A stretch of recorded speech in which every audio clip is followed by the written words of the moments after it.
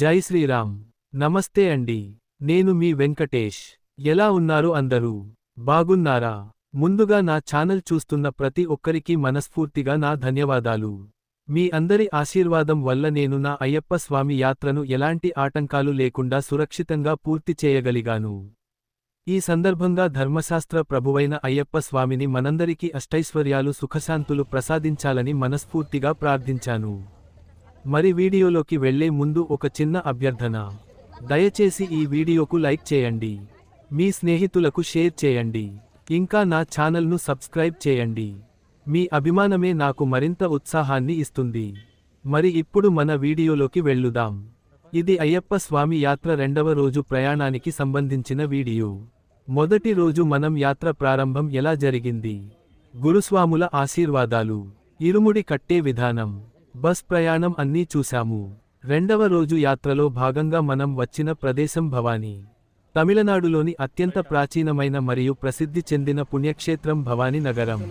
ఈ భవానీ నగరం ఎందుకు అంత ప్రసిద్ధి చెందింది? ఇక్కడ ఉన్న భవానీ అమ్మవారి దేవాలయానికి ఉన్న విశిష్టత ఏమిటి? ఈ ఆలయానికి ఆ పేరు ఎలా వచ్చింది? ఇక్కడ ఎన్ని నదులు ప్రవహిస్తున్నాయి? దక్షిణ సరస్వతి అని ఏ నదిని పిలుస్తారు? ఆ నదికి గల ప్రాముఖ్యత ఏమిటి? ఒకే శివలింగంలో సహస్రలింగాలు ఎలా ఉన్నాయి? ఇక్కడ జరిగే ముఖ్యమైన పూజలు ఏంటి? ఆ పూజల ఫలితాలు ఏమిటి? ఈ భవానీ ఆలయానికి ఎలా చేరుకోవాలి? ఇవన్నీ విషయాలు మనం రాబోయే పూర్తి వీడియోలో చాలా వివరంగా తెలుసుకుందాం. కానీ అంతకంటే ముందు ఈ వీడియో ద్వారా మీకు ఈ పవిత్రమైన భవానీ దేవస్థానాన్ని ఒకసారి చూపించాలని అనుకున్నాను. భవానీ అమ్మవారి ఆలయం కావేరి నది ఒడ్డున చాలా ప్రశాంతంగా ఉంటుంది. ఇక్కడకు వస్తే మనసుకు ఒక రకమైన ఆధ్యాత్మిక శాంతి కలుగుతుంది. ఎంతోమంది భక్తులు కుటుంబ సమేతంగా వచ్చి అమ్మవారిని దర్శించుకుంటారు. ఈ ఆలయంలో 2 గోపురాలు ఉండటం ఒక ప్రత్యేకత. ఈ 2 గోపురాల వెనుక ఉన్న ఆధ్యాత్మిక రహస్యాలు కూడా చాలా ఆసక్తికరంగా ఉంటాయి. ఇక్కడ ప్రవహించే నదుల సంగమం ఈ క్షేత్రాన్ని మరింత పవిత్రంగా చేస్తుంది. దక్షిణ సరస్వతిగా పిలువబడే నది ఈ ప్రాంతానికి ప్రత్యేక గుర్తింపు తీసుకొచ్చింది. అలాగే ఇక్కడ ఉన్న శివలింగం చాలా విశేషమైనది. ఒకే లింగంలో అనేక లింగాల దర్శనం కలగడం భక్తులకు అరుదైన అనుభూతిని ఇస్తుంది. ఈ ఆలయంలో చేసే ప్రత్యేక పూజలు, అభిషేకాలు, ప్రత్యేక వ్రతాలు, వాటి వల్ల భక్తులకు కలిగే ఫలితాలు అన్నీ కూడా చాలా గొప్పవి. మీరు ఇంతకుముందు ఈ భవానీ దేవస్థానాన్ని దర్శించి ఉంటే దయచేసి కామెంట్లో మీ అనుభవాన్ని తెలియజేయండి.